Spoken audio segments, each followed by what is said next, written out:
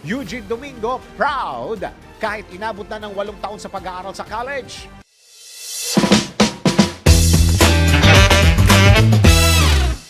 Para sa aking balitang showbiz, hindi kailanman pinagsisisihan ni Eugene Domingo ang mga panahong nag-stay siya ng 8 taon sa college. Ayon sa komedyante, bagamat nag-overstay siya sa college, nakapagtapos naman umano siya at iyon ang importante. Sinabi pa ni Eugene na iyon umano ang naging desisyon niya sa buhay na kahit kailan ay hindi niya pinagsisisihan ang tapusin ang kanyang college education kahit may edad na siya. Nagtapos umano siya ng Bachelor of Arts in Theater Arts sa University of the Philippines, Diliman, kung saan siya nag-overstay. Bukod sa UP, nag-aral din daw siya ng 1 taon sa PUP o Polytechnic University of the Philippines. Ayon pa kay Eugene, mahilig daw talaga siyang mag-aral sa mga state university dahil wala naman daw siyang panggasto sa mga private university.